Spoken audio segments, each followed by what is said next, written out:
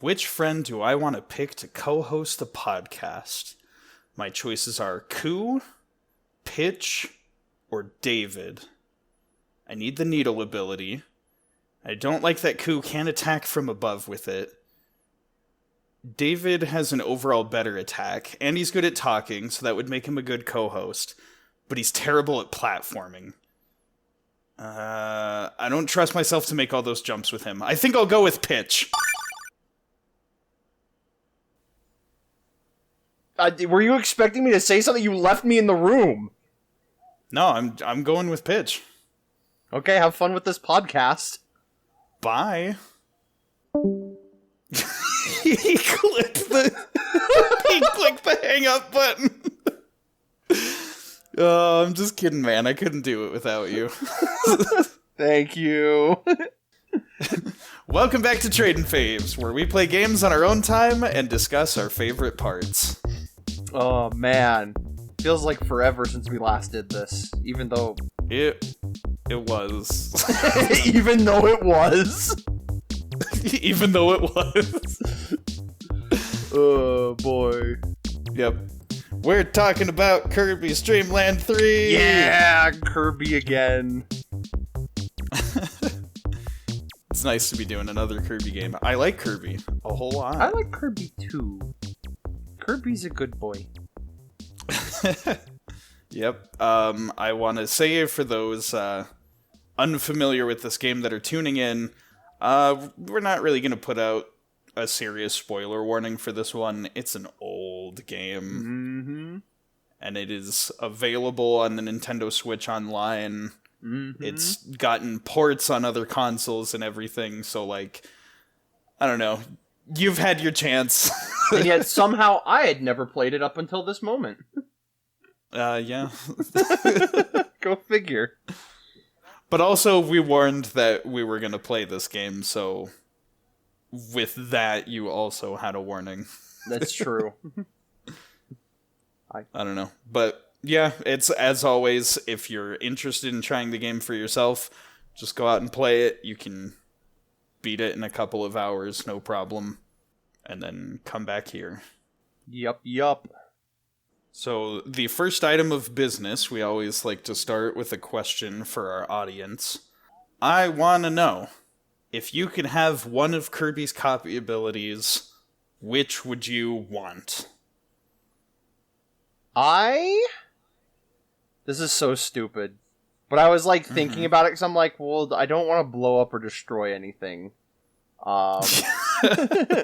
Could be helpful. But then, I had the thought of, like, yo, wait a minute, this game introduced cleaning Kirby.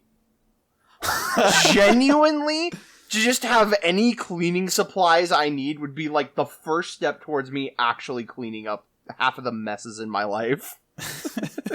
Just instantly spawn a broom.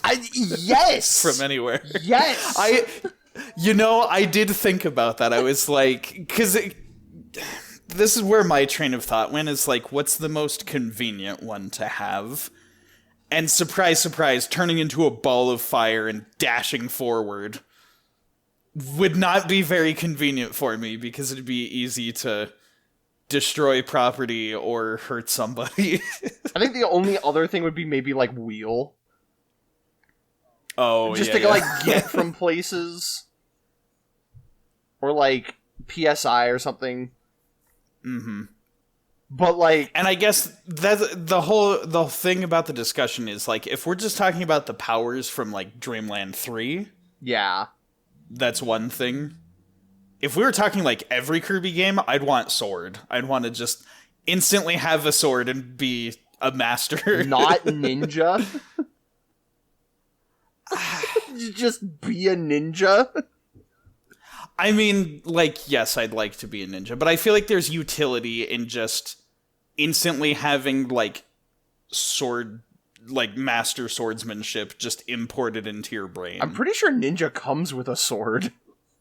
Yeah, but it's like the weird sword that you, like, have to hold the button to use, and it only does, like, big damage if it, like, directly connects with the hitbox. Anyway. I'll just be here cleaning up this argument. Right. As if we're just talking about the powers from Dreamland 3, I actually think I'd want ice. Ooh. Just because, like, the ability to instantly freeze stuff. Maybe it's just, you know, because summer's starting and it's really hot outside. Dude, it was like 90-something degrees when I was gone today. And then this cloud rolled over and it was, like, the best thing in the world. Like, genuinely. It rained yesterday and it wasn't even, like, a cool rain. It was, like, hot out still. Like, super humid while the water was everywhere. And it's just like,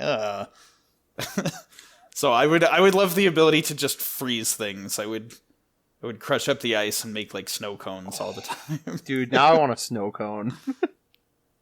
Me too. Why would you do this to me? We're recording an episode. We're not here to have snow cones. We're here to talk about Kirby. But yes, people in the comments tell me, if you could have one of Kirby's copy abilities, which would you want? Awesome. Now, the first section of our show, we usually like to talk about our history with a given franchise of the game in question, or just the singular game. This is the third time on our show we've been, like, focused on talking about Kirby. So, we definitely don't need to talk about our history with the series. I have a little bit to say about my history with this game in particular. Mostly that, like, I'd seen the game in passing. I think I remember you playing it at one point. And I was always aware of it, and I wanted to get to it, but it's like, well, I should play the second game before this one. And then I just never got around to it. And also, like Super Metroid, the, air quotes, big moment of this game, I'd already seen it. Because, like, you can't be in the Kirby fandom and not know that this happens. Yeah. like once you've played enough Kirby games, you know about this moment. It is probably the most talked about thing about this game. Yes. And so, like, I already knew it was coming, but also, like, Super Metroid, I hadn't seen it in the context of, like, playing the whole game. Yeah. And so, this'll be interesting, like, going into that, my experience with this. So, just to talk about where I found this one, we started our experience with Kirby playing Kirby 64 on the N64, which was way after this game, so I had to catch myself up on the games that came out before. I had heard about this one from YouTube, but I never actually played it until I got Kirby's Dream Collection on the Wii. Right. Which was like 6 popular Kirby titles all on like one Wii bundle. And so the thing about this, like when I played this was one of the first games that I had in mind for us doing a podcast.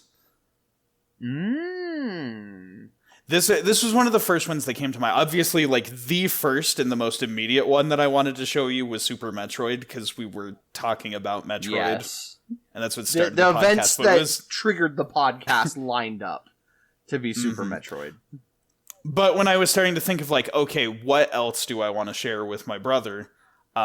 This was one of the first games that came to mind, but I wanted us to be able to co-op the game.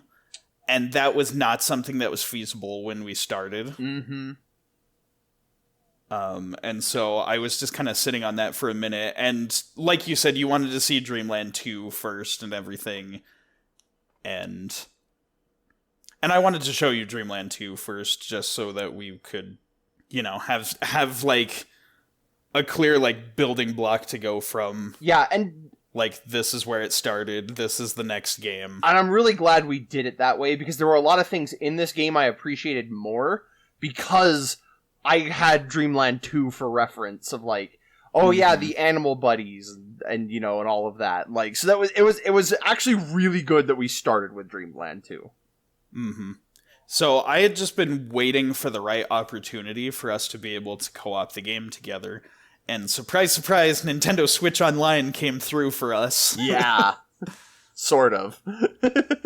Sort of. I mean, there was hiccups. There were hiccups. There was, if you saw my setup and how scuffed it was. That was part of the reason I was so bad at this game. Yeah, I mean... Which also... That was another thing, too, was... Because usually, like, we just stream you playing the game. And this is, like, one of the first times that I sat down and played it. And it reminded me, oh, yeah, I'm bad at video games. In my opinion, this is not even something that needs justification, because we don't record us playing the game. We just play the game and then talk about it. So I'm like, however long it takes, that's us playing the game. Mm-hmm. You guys are just here to listen to us blather about it. Uh-huh. Yeah, but I think that covers our history with this one well enough. So now let's talk about the presentation. Here we like to discuss different presentational aspects of the game, things like the visuals, the art style, as well as the sound, music, sound effects. Mm-hmm. Anything that is not like interactive stuff about the game, just what you take in. Yeah, so this was interesting for me on the visuals. I love the art style. Like, this is a weird comparison. You know Full Metal Alchemist Brotherhood, the first ending? How, like, it's that crayon, like, animated crayon drawing? It evokes, like, that emotion in me. Like, I love the look of this game. Yeah, it looks like it was drawn with, like, colored pencil, almost, because of the way they did the shading. Yes! And it just, like, it's really cool, because... And we'll get into more when we talk about the story, but, like... When the end credits were going by, like, it almost, like, came full circle as to why this game looks the way that it does. Mm-hmm. Which I thought was super cool. But I did have my one complaint with this game, and it is a very minor complaint about, like, the visuals. Okay. Was the I don't know what you want to call them, the friends that you help in each level. Yeah. A lot of them, and I believe it's, like, almost exclusively the guest characters. They're like so many of them are done in a different art style that they just feel jarring and weird, like they don't belong. You know, like some of them. I can explain this. Yes. The reasoning for the different art styles is because they are the sprites directly ripped from the games that these characters are from. And obviously, yes, that doesn't mesh properly with the rest of this hand-drawn the world. art style that the game has going for it. Mm-hmm. But it is supposed to be deliberate in the way that, like, you look at that and go, like, oh, that's that character from this game that I played because I was born in Japan and had access to these weird games. Yes. Well, but, like, it's not just that, like, it's the sprites, but that, like, some of them aren't even animated. And yeah, so, there's like, that too. Like, some of them are still images. Still images, and it's just like... I guess, to continue the analogy of, like, the hand-drawn style, somebody cut a picture out of, like, a magazine and then just pasted it in there. Yeah. I get what you mean, yeah. Yeah, and then, like, also, half of them are just flowers. Yeah. which was just like, what the heck? Like, why are there, like, 6 different missions where you have to help a flower? They got a lot of mileage out of the flower missions. Yeah, well, and it's, you know, it's just, like, slight variations on the same sprite. And so, like, I don't know. It was a little weird, but it wasn't enough to make me, like, dislike it. Like, right. It just, like, it was visually jarring. Especially when the rest of this game has such a distinct art style. I would say later Kirby games probably handled that with a bit more grace because they have collectibles like keychains or stickers that will just use sprites from older games and things, or like have some images in the background or whatever, but it still fits in the context of the world, whereas like literally you're playing a Super Nintendo game and there's NES sprites like in the world. Yes. You're just like walking down to the supermarket and like some pixeled styled dude is like grabbing milk at the grocery store. And you're just like, why do you look the way that you look like that? Why? Yeah, I personally, especially with like older Kirby games, I kind of liked their anything goes approach to just like putting whatever in the game to make the world seem stranger and more fantastical. But it's true, and again, it wasn't like so off-putting that I'm like, oh, I hate this or whatever. It was just like the one thing that like I looked at that and I was like, it kind of would have been neat if you could have like made your own art for that, or like had them animated and moving a bit more so that they fit in with the world. Right. Everything else is animated beautifully. Like, I went back to like rewatch some of the game to as a refresher before we started talking about it. And I really like zeroed in on some of the animation. I'm just like, dang, like this is such a cool looking game.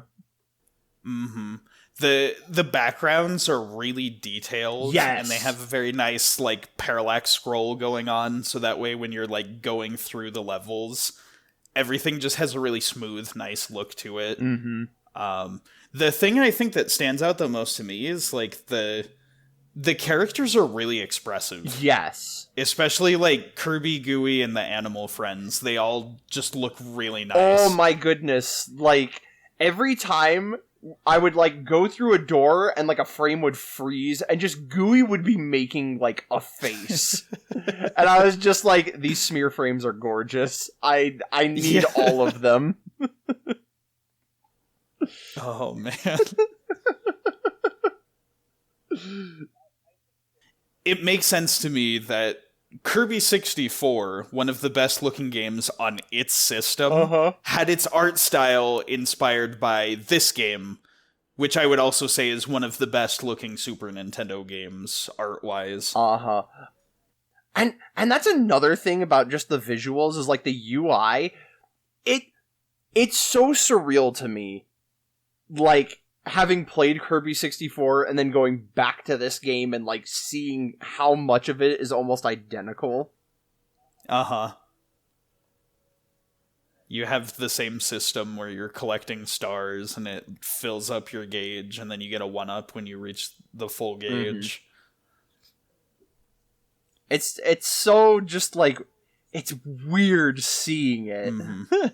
And it's so interesting because also on the Super Nintendo is Kirby Superstar, which has such a different art style compared to this game. And, like, I really love them both. I love a lot of the attention to detail in the sprite work in Superstar. But there is something about this hand-drawn look that Dreamland 3 has going that it's so cute. This game stands out amongst Kirby games as, like, so visually distinct. And I think that's one of its strengths. I would say so, too. What about the sound? What's your opinions on the sound for the game? This soundtrack was so surreal to me because, like, again, it's weird seeing the stuff that would eventually make Kirby 64. Like, this game was the missing puzzle piece for me between Dreamland 2 and Kirby 64.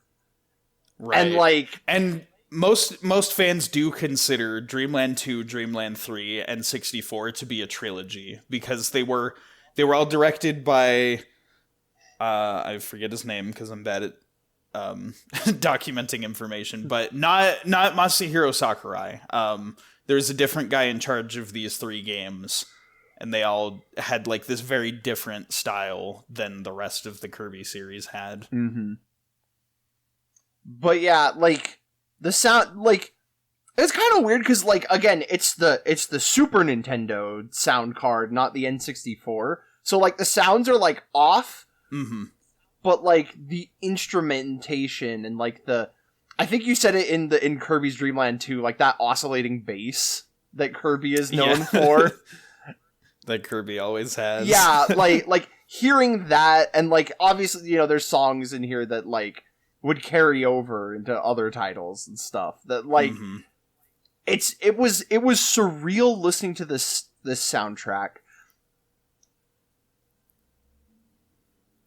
Yeah, to explain a bit of like the technical side of things. So it's the exact same like sound font that's used in like pretty much all the Kirby games.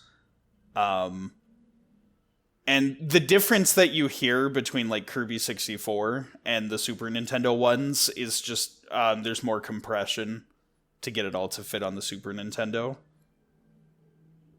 Yeah, that kind of tracks. So it's like you'll hear a bit more of that like bit crushed like staticky sound to it, but like you can tell it's the same instruments. And the most recognizable aspect of this soundtrack, even though it's using like most of the same instruments, the composition and the approach to the composition is very different.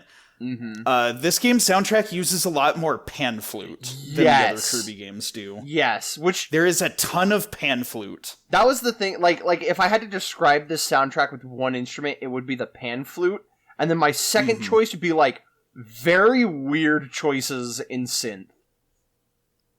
Yeah, like it has that like very like nasally sounding synth that it uses for a lot of stuff. Yes. So like with a lot of like the classic returning Kirby songs like Gourmet Race and Dee's theme, they just have this kind of weird like squeezing like nasally sound to them that is. They're not my favorite renditions of these classic Kirby themes, but it's just fun to hear them done in a different style. Yeah, the soundtrack was so interesting. And again, because usually like when we finish a game and I'm like, okay, I gotta, you know, refresh my memory and stuff. When I'm doing the artwork or I'm driving to work, I will listen to the soundtrack. And this was such an interesting soundtrack to listen to. Yeah. Some of the songs in this game are really weird, and then others are like really cool. Yup. In terms of sound effect, it's pretty par for the course for Kirby. Yeah, it's got a lot of those like crunchy retro sounds that Kirby usually has. One aspect of the sound design that I really liked was whenever you enter a room where a puzzle is, there's a little like a little xylophone jingle that plays to indicate like, hey, there's a thing here. That'll like catch your interest, and then if you correctly solve the puzzle, it plays another little jingle letting you know like, you did it, you're done here, you can leave now. You can move on. Yeah, no, that was super helpful too for like actually playing it. Yeah, and because we just kind of wander blindly through a level, and then the little like doo would play, and we'd be like, oh, this is where it is. This is where the thing is. Also, something that I can praise this game for improving from Dreamland 2. The Animal Buddies don't have their own theme song, which is sad, but it doesn't overwrite the music for like the entire level. And I was like, yes! More of that, please. Let me hear all the music in the game, not just 3 songs. Right. You get to actually listen to the background music to each level instead of just like, oh, you got the owl, we're just going to override all the music with this. Yup. It is kind of nice. There are 3 like different songs that play in the rooms where you pick up an animal friend. And each one of them kind of fits like one of the 3 newcomers. Yeah. So it's basically like each one of them got a new theme song, but like it doesn't get in the way of the music. Exactly. And I really do love that. I appreciate that like, you know, we still got something for them. Maybe not necessarily for them exclusively, but like I was like, okay, cool, this is how you do it. Right. They're treating the animal friends less like just a straight up power up like they did in Dreamland 2, and more like this is just, you know, more tools in your arsenal. You can choose between these guys and kind of decide what works best for you. And I like that a lot better. But yeah, you got anything else to say about the sound? No, I think that covers everything. Sure. We'll move on to gameplay now. Yeah. We're just gonna kind of talk generally about aspects of playing the game, and then we usually have like a section where we discuss the story of the game, but since there's not really a story, that'll just be more in depth, talking about levels and stuff. But this will just be a bit of an overview. Mm-hmm. On the surface, this game is like most Kirby games. Like, you eat things, you get powers, you do all the things. It's got A to B level progression, and then there's collectibles scattered throughout the levels that if you get them all, you get a secret ending. That is pretty par for the course with Kirby. But when we actually get down to talking about like how the game controls, how it feels, what the movement is like, there's a lot of nuance here that makes it a bit different than most Kirby games. And here's the thing. Maybe some of it was like the NSO Online, but I've genuinely felt like the controls were a little sluggish. I would say that's not the Nintendo Switch Online. Having played other ports of this game, it's a bit clunkier than the other games in the series, especially Superstar, which was on the exact same console and felt like extremely different.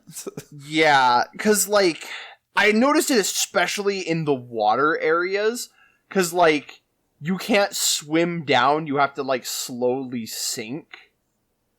And then you have to like, and then you can mash to go up. And it was like, unless you have Kine. And so it's one of those things where like, it makes Kine a much more useful partner because he's very specialized in that department. But like the rest of the game suffers without him. Right. It's not necessarily that Kine is just really good to have. It's that they nerfed everyone else to make him good in comparison, which is not the best way to go about things. Yeah, it was very interesting. But it had the co-op aspect to it. And like that was really cool. And my thing was like setting aside the controlling this game. It does feel like this just took what Dreamland 2 did, and it did what like all of like most Super Nintendo games did, where it's like, hey, here's this game on older hardware, but more. But way better. But Super Nintendo. And like, you know, this game definitely feels like that. And part of that might also be like, because, like, all of the level names are almost the same as Dreamland 2. You know, like, Grassland, Ripplefield, Cloudy Park, Iceberg.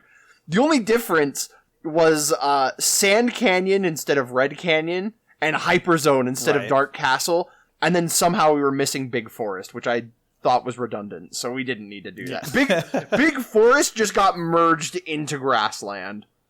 Exactly, yeah. Before we get too far from this, because I do want to comment on the controls as well. So, as anyone who's been my friend in, like, at least the past few months knows that my whole personality has become that I like Elden Ring. And I'm suddenly now very interested in everything FromSoft does.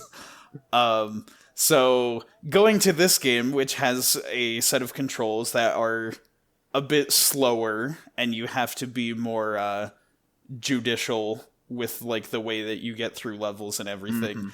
Mhm. Playing Elden Ring kind of made me like this game's controls more because I found it kind of comparable in a way. My reasoning specifically is that it feels like you have to be more deliberate with your moves. You can't just run through the levels and spam your friend abilities and your copy abilities like you normally do. You really gotta like look at what's ahead and assess like, is this the best time to be like using this combination of abilities? Like, how do I get through things? You've got all kinds of things, like some combinations are better for like attacking above you or below you. Mm-hmm. And I think what really made it fun for me in this playthrough that we did is we'd approach a room and we'd have to like strategize what power and what friend we're going to get and like how we're going to get through the room. And so something about that more like tactical experience sort of scratched my brain. We got very tactical in this game. And part of it was that like I kept dying and you're like, dude, we're going to game over. Give me the animal buddy and you just focus on staying alive. Right. Well, and that was the thing too, because only one of the two players can have a friend at a time. And so we'd have to decide which was better, if it was better for me to hang on to something.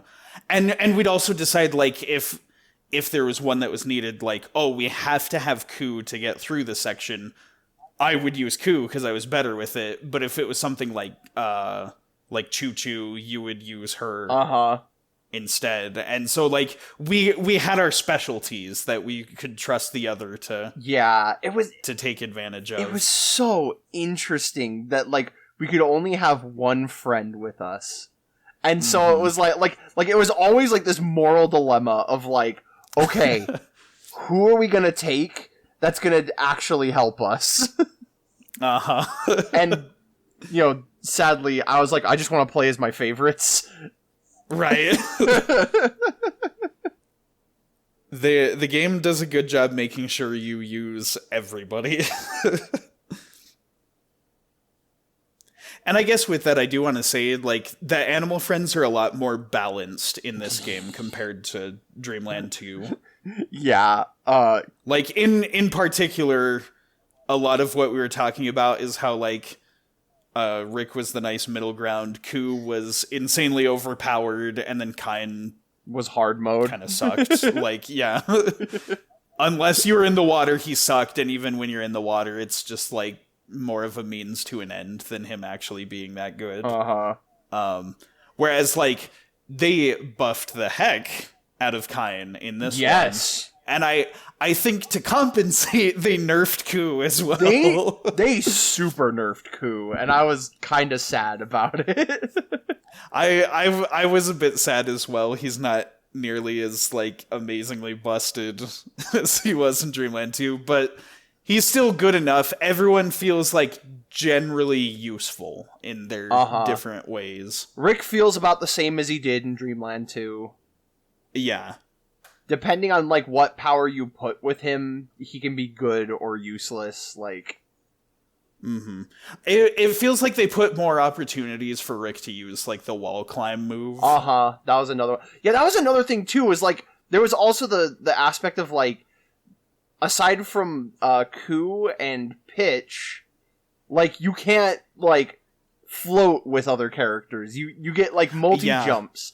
And so it would also become a strategy of, like, okay, you know, I can just fly over this with Kirby, but then I don't get to take my animal buddy with me. So, like, who's gonna help me get through this area? Like, and I thought that was super cool. The addition of Pitch and Nago and Choo Choo as well. I liked all of them because they also provide very different things than you know, the first three did, and so Nago's triple jump is fun. Choo Choo is just adorable, and like sticking, it never came in handy, but being able to stick to the ceiling was so much fun. There is one like particular level that I can think of where it was I think during like a mini boss fight where I was like, I'm gonna just hang out up here. You have fun fighting the boss.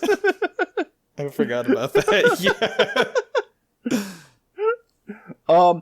And Pitch, I feel bad that I kind of would forget about him, especially because in Kirby 64, with the cutter ability, he was always my go-to because he had the best movement of all of the stone characters. Right, you could still fly pretty quickly, even though... Well, and then like he'd hit the ground and he would roll, which like gave you more movement options, and so I was like, yeah, no, he's like the one that you play as if you want to get around.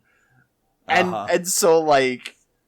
to, you know, versus like in here, I don't know, like I was like, okay, I could take him, or I could take Nago and just like play with my triple jumps, which is like super fun. I will say Rick and Pitch were the two that we didn't use very often during the playthrough. Because Rick, like, you know, you'd lose your double jump, and like, he doesn't get many like projectiles, and if he does, they kind of like act in weird ways, like the face boomerang. Right.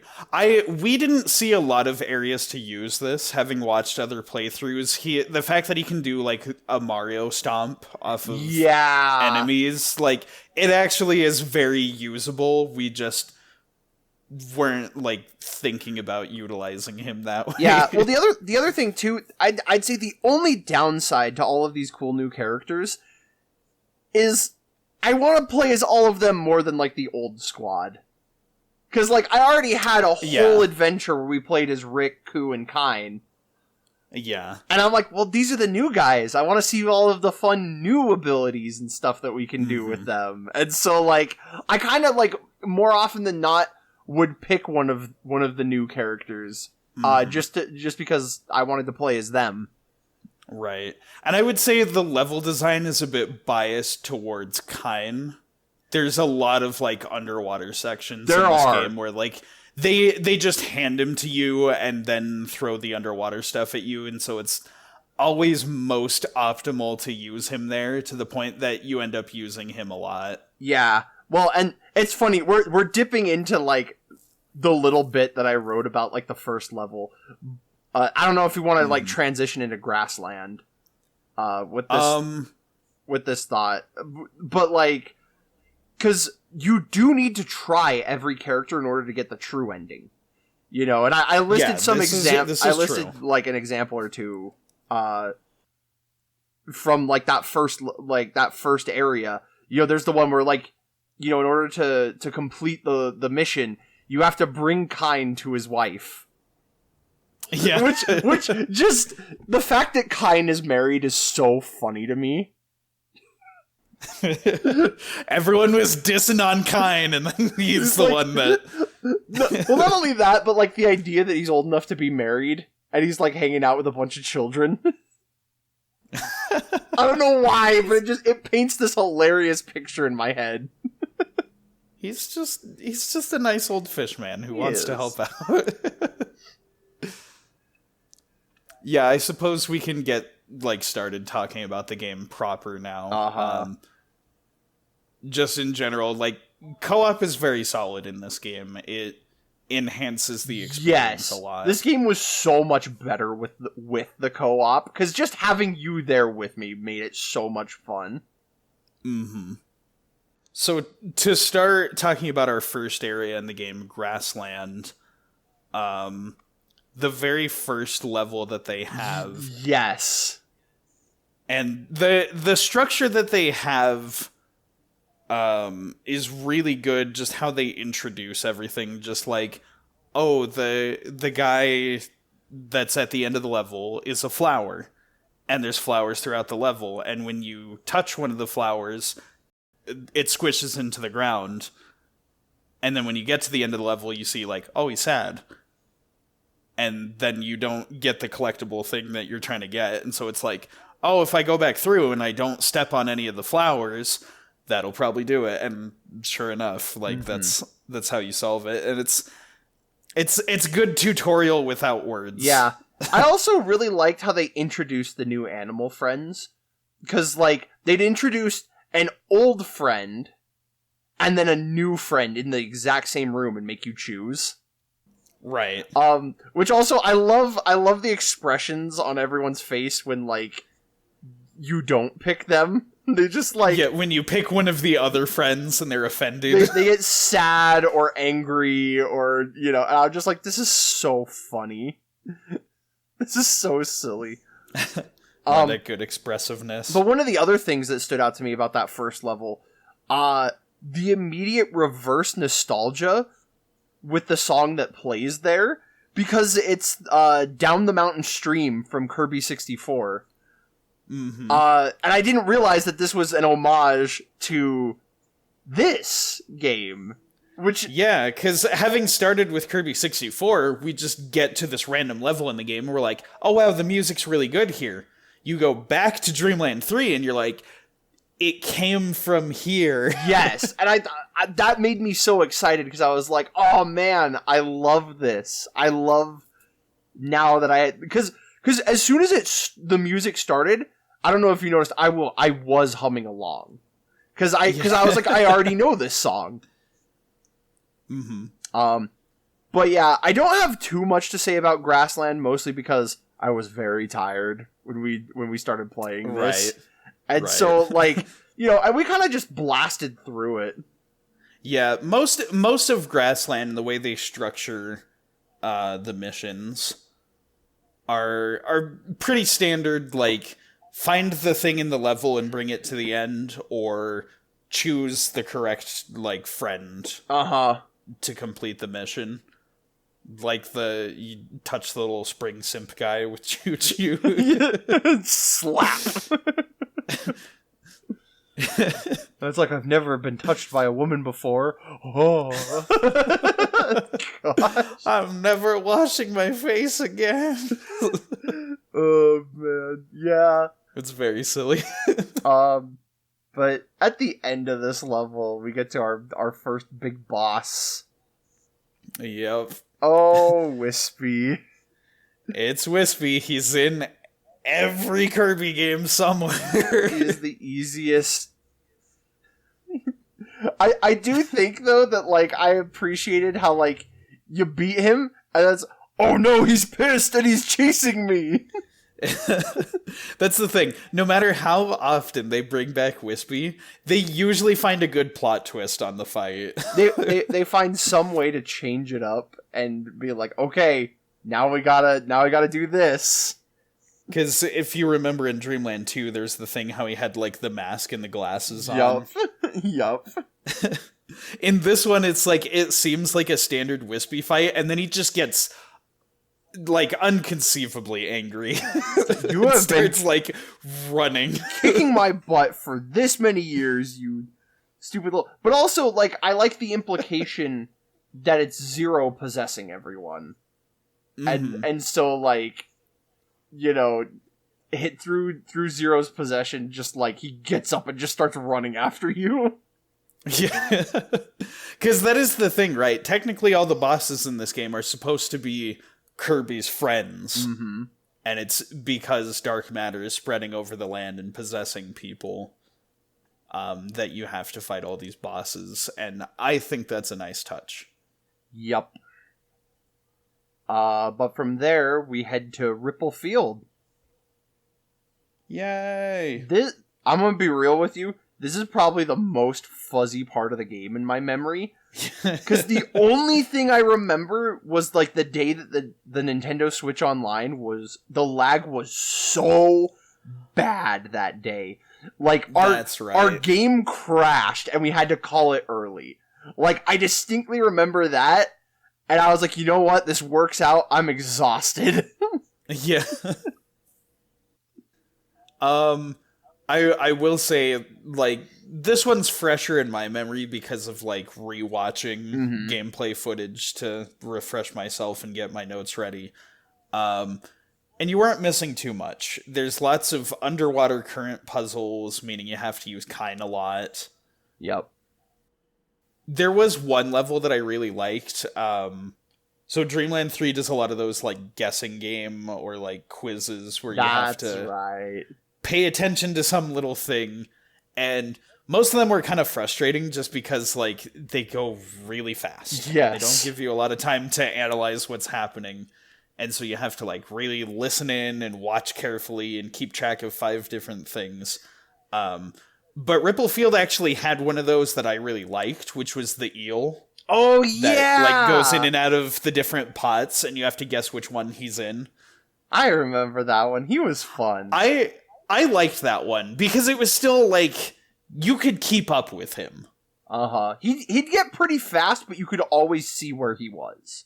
Oh, I did also like in the final level, there's the little, like, shape guy that you have to, like, destroy the star blocks to make in the shape of him. Oh, yeah, him. Gosh. That was another one that was good, because I remember that puzzle, how they did that one in Kirby 64 I was gonna well. say, yeah, so it's like, again, another puzzle piece to the future game that we played that just, like, connected it, where I'm like, oh, I see where they figured this out. Right. It's fun to see a lot of those iterations, and it's just, like, a fun idea for a puzzle to begin with. Just, like, you see the guy, like, oh, he's shaped kind of funny, and then you see, like, an area with blocks that's, like, the puzzle area, and you're like, oh, I have to destroy these so it's in the shape of him. I do like that. Yep. Our boss for this area, Acro. Oh, yeah. He's always been a tough fight. And, like, again, I mentioned the water controls in this game were... Yeah. This fight was rough. But, you know, it was cool to see the blueprint for Kirby 64 with this boss. Right. It was cool to see how this evolved, like, all of these early concepts. Well, because, like, you start out up in that little, like, tiny area with him there, and then he breaks down and you fall into the water. And so it was cool, like, later in Kirby 64, where, like, oh yeah, this is the fight in the water here, but then it changes again, and then he's, like, he's swimming up after you, and you have to go up. Mm-hmm. You know, it was so neat, like, seeing, like, that same idea there, but then watch how it, like, evolved. Mm-hmm. I like the little animation detail when he's on land. He does the little, like, tiptoe motion with his tail fin and, like, goes to, like, slide and slam into you. Oh, yeah. I've always liked the design of Acro. Oh, yeah. I mean, he just looks cool. But yeah, from here we head to Sand Canyon. Alright, the first thing I've immediately got to say about Sand Canyon is the little cutscene. I was gonna say the same thing. Just Choo Choo. Oh yeah, by the way, I want to correct myself in the previous one, because we called her Choo, and it's Choo Choo. Right. Maybe this is short for Choo Choo. Yeah.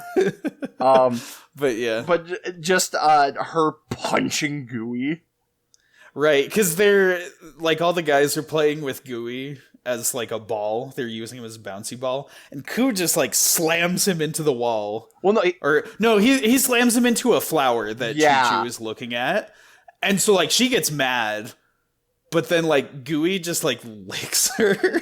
Yeah, like, she gets mad so she just... and turns away, and he, like, licks her, and she just turns and just punches him. And then, like, everyone's just like, oh, just, like, staring in fear, and she has this unassuming smile. Well, even, like, her face when Gooey licks her... Everyone is so expressive in this game, and it's so funny. This scene in particular, this was the best, like, level intro. Yes. Oh my goodness. It shows a lot of great camaraderie between the team, which makes it feel more like it's not just Kirby and then Gooey and then the one animal friend you get. It makes them feel like a group that's adventuring together. Mm-hmm. But yeah, you like desert levels? I will say, ordinarily, no. I think there was a lot of memorable missions in this one. I like how at the start there's the mushrooms. Yup. And it's a really clever twist on the flower puzzle, because usually it's like, oh, just don't step on the flowers. But in this particular case, there's mushrooms and flowers. It's like, oh, you do want to squish the flowers, but not the mushrooms. Yeah. I like the one where you assemble Rob. Yes, that one was great too. I just like as there's even the there's the one where you help the guy clean like all the dirt. Oh yeah, you get the cleaning ability and get all of like the floors clean. Yeah, the Rob one stood out to me because like from the moment I saw him there, I was like, oh, I know exactly what this mission is going to be. We got to build the robot. You got to assemble all the parts from the different areas in the level. Yep. This is another one that, again, just seeing the iteration from this to Kirby 64, like the high-tech alien pyramid. Yep. It was super cool to see them do that. This world also had the most frustrating guessing game, which was the egg guy. Oh my goodness. And you had to guess, like, there's all the Gordos with the different faces, and it'll tell you, like, how many were there with this face. Yeah, because, like, this feels like one of those Mario Party games that you just don't want to get. Like, yeah, like a dual minigame that, like, you'd be, like, so worried about losing your star. Well, especially because, like, you only get, like, the briefest chance to look at those, and then they go away. And then like, you could sit there and count, like, okay, I counted 6 of this guy. And then it's like, well, that's not the one you were supposed to count. And you're like, oh, 4? Right. And even with 2 players, there's 3 different groups of Gordo faces or colors. Yep. And so to keep track of all those, like, at most you could say, I counted this many of this group, and I'd be like, I counted this many of this group. And then we'd have to guess from there. Mm-hmm. Oh, yeah. But it's a mess. That one was rough. That one was really frustrating.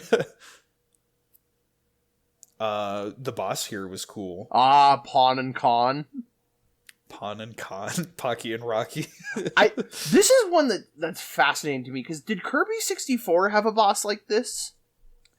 That was like the running through the room? I'm trying to think if it had a mini boss like this, because it definitely didn't have a full boss fight that was like this. Because I remember I was thinking about this, and I was like, I don't think that ever carried over, which is weird, because this is like a staple of Kirby bosses. Uh-huh. Like, this is something that they have always done. With Kirby 64's bosses, though, I think it was because they wanted to use the 3D hardware to make more impressive, like, arenas and, like, big enemies that you're fighting. Absolutely. So I guess I could see why they would skip this concept, but this feels like a new take on the Lolo and Lala fight from the first game. Well, because, like, I liked how, it's okay, how do we elevate this boss style? Well, they now have a bunch of little minions that run behind them. And, like, it always felt chaotic trying to, like, get somewhere safe to then get behind them and get some ammunition. And then guess where they were going to be. So you could hit them. Yeah, I like how frantic this one feels. Mm-hmm. There's a lot of, like, high energy in this one, because there's so many different guys running around the screen coming from random directions. And of course, they did this fight so much justice in Star Allies when they brought these guys back. Yeah, definitely. It's a good one. Yeah. We get Cloudy Park up next. It's so weird that we went to Cloudy Park instead of Iceberg, when, like, Cloudy Park was, like, the second to last level, and then Iceberg. Like, it's so weird that it flipped, but also it's kind of cool because it's like, well, yeah, like, this is still Popstar, and so all these locations would still be the same place. Mm-hmm. There is I mean, I'll talk more about Iceberg as a final level when we get there, but Cloudy Park is... This is the beginning of what I call the wrath of the auto-scrollers. Yeah. Because there are auto-scrollers in earlier levels, but this is like when they start like really throwing them at you and making you react quickly. Yup. There's that one that had like the pep brew right before the auto-scroller would start, and every time I'd be like, oh, let me grab that. And I just had to learn to just stop going for it. Yeah. Oh, man. But I think, was it this one? This is where it, like, really hit me just how weird some of these characters were that we were helping. Because you were like, that guy looks like an Undertale NPC. Right. Gosh, that had me laughing so hard. There's some strange ones. Like, there is, again, like the shape puzzle from earlier. They had the shape guy who was upside down. Yup. So you have to look at him and realize he's upside down. Like, because if you just try and match the shape that he's in while he's on his head, it doesn't play the completion jingle. But if you flip that shape right side up and then make that shape out of the blocks, then it gives it to you. Yep. That was some cool trickery. Yeah. Also, Stage 4 had Gourmet Race. Was it Gourmet Race? Oh, yeah. Yeah, which just, again, I classic Kirby tunes, and I was like, yes, give me more of this. It's that, like I said, that anything goes vibe that Kirby has established where, like, yeah, we can just reference something from a past game at any point we want to without it being out of place. Mm-hmm. That is something that I've always liked about Kirby, especially with its music, just constantly reprising classic themes. Yeah. But the boss of this world. We've got a very interesting one here. This is the origins of a character that's been in a couple of Kirby games, but not too many. This is Ado. Yeah. Or as we would know her now, Adeline. So this is an interesting. Has it been confirmed that Ado and Adeline are the same character? I would think that they are, and it's just a translation issue. Here's the thing. There has never been an official statement from Nintendo of Japan. Nintendo of Europe said that they're the same character. And there are so many aspects of the characters that make sense. Like, the full name in Japanese is Adorenu. And that's the same name that Adeline has in Kirby 64. And so in English here, that's just shortened to Ado. But, again, they've never, like, made an official statement, which is the one thing that gives people pause. It's one of those. This is just Adeline's like artist name, Mm-hmm. like their stage name. There's all these references, because you can play as Adeline in Kirby Star Allies, and there's all these references to the Ado fight in Dreamland 3. But it's like, are those just references, or is it the same character? Nothing's confirmed, and it's so weird. There's so much like official Japanese media that like talks about Adeline from Kirby 64, and it's like, yeah, here's Adeline in Kirby 64, and then she was brought back in Star Allies, and it makes no mention of Dreamland 3, and it's like, I'm pretty sure this is the same character. But why won't anyone say anything? Yeah, like, why won't anyone acknowledge that they were also in this game? In some random future Kirby game. Like, I guess, like, Mr. Kumazaki's waiting to just be like, they're both, like, this is Ado and this is Adeline, and they're two different people. Oh my gosh. It's so crazy. Like, we have no reason to believe that they're not. There's just no definitive proof. I choose to believe they're the same, but it's right. It leads into that whole thing of like, well, But regardless, it's just like, why didn't anyone say anything? They're one of if they're the same. One character. of my favorite characters in the Kirby franchise, and like, cause even like in Brawl in the Family, like they were a character, and right, Adeline, and like, you know, they've always just been a part of like my, like, I love the Kirby universe, and this is one of my favorite characters, and I wish they were a part of the core squad more, because I love them. Yeah. But like, this fight was so cool. She absolutely kicked our butts.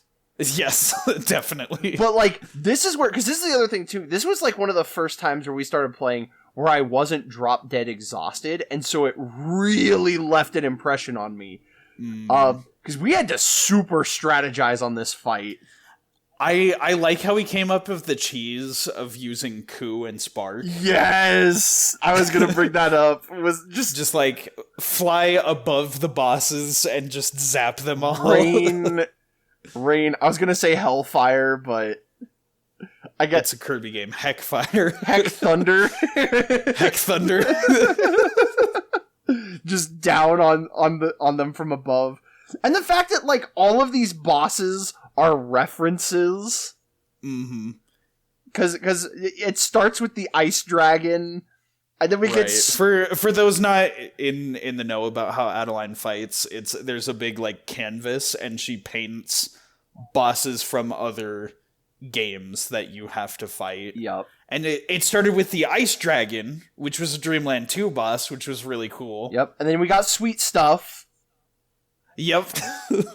Which was only other acknowledgement of Sweet Stuff in the Dreamland series. 2. We got the Mr. Bright and Mr. Shine fight, which was awesome. They didn't have the Eclipse attack, which on the one hand sucks because that attack was cool, but on the other hand, I'm like, thank goodness they didn't have that attack. That would have been brutal. Right. On the topic of seizure stuff, like that attack. Yeah. One of the things that's cool, the Nintendo Switch Online port of the game tones down a lot of those bright flashing effects that are in the game. And just kind of makes them easier on the eyes. I really appreciate that so much. I loved that. That was super good. And then, I think every modern port of old games needs to do away with a lot of the bright flashing effects that games used to have. And then if throwing all of that at us wasn't enough, they also make you fight crack. This is 1, 2, 3. If you count Mr. Bright and Mr. Shine as their own separate bosses, this is 5 different bosses you have to take on. Yeah. Which was, like, that is insane. That is an insane difficulty spike. And of course Krakow trying to keep up with Wispy Woods in terms of, like, how many games he's in. And then not only that, but after beating all 5 of those, I almost died to the desperation attack. Because I believe it was Sakura called, like, like while we were fighting the boss. And, like, so I was, like, super distracted. And we landed the final hit on Krakow, and I put my controller down to turn and, like, look at Discord, and then Addo jumps down and starts, like, wildly swinging the paintbrush and hits me, and I had 1 hit left. I almost lost us that run. Oh, it was so funny. I freaking loved it. It was great, but like I can't believe I almost threw away that run. Yep. It made that fight even more memorable. I love that desperation move and how it came back in 64. Yes. Just like she's out of paint, and so she just starts wildly swinging, and then you just smack her away. The rage of a Twitter artist. Yeah. And there is much to be enraged about. Exactly. That's probably why I dealt more damage in this one. Oh man, it's a good one. I really like that boss fight. So from here we have our final level, the iceberg. Yeah. And I know, as you had mentioned earlier, how they kind of switched it. It's like, oh, we get the ice level last, like after the cloudy park, which was like a later level for Dreamland 2. But I think it's very fitting that we end on Iceberg because of a theme that this game has with sort of a passing of seasons. We begin the game in spring and end in winter. Yeah. I really like that, as well as the fact that like the iceberg is D's domain, which is perfect for a penguin. You know, you're not wrong. I actually do agree. I think that's really cool. Yeah, as soon as you said that, that's awesome. Also, I loved a lot of the missions in this one. Yeah, it was surprisingly good despite being like the final level. Like the best mission. We got a freaking Metroid cameo. Yep. Which was so cool. Freeze the Metroids. The fact that this level, the friend that you're trying to help out is Samus. It's Samus freaking Aran. And the puzzle for the level is that you need to beat all the Metroids. And the only way to beat the Metroids is by getting an ice ability and freezing them. But, like, what's even better, because this is an ice world. And so, like, the whole level is, like, ice-themed. And then there's, like, one area where you go into an active volcano. And that's where the Metroids are, because they hate the cold. Mm-hmm. And so, of course, they would be hiding in there. And it's so perfect. It's because if you've played Metroid, it makes sense. Mm-hmm. I will say this was funny to me too because coming hot off the heels of like recording like Let's Play stuff with Snowflake the Pirate, who you can check out his channel to see some of my Let's Play content with him, and also to Weird Dude. It's pretty cool. We recently finished Metroid 1. Ooh. And one of the most immediately, like, shocking and grabbing aspects of that game is how ruthless the Metroids are, and how your only hope for beating them is freezing them. Yup. And that was something that, like, very quickly they learned to fear Metroids. And so, like, fresh off of, like, finishing that playthrough, and again, you can go check it out on Snowflake the Pirate's channel,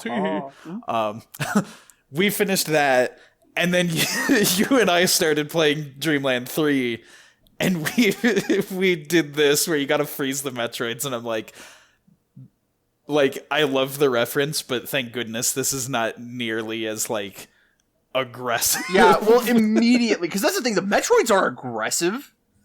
They beeline it towards you, but there's like a little platform shield. I was gonna say, they hit the platform and then they try and move around it. And so you have like a second to be like, oh, that thing's coming at me. Oh, I gotta kill it. But like, another aspect about this, I miss when Nintendo would do stuff like this.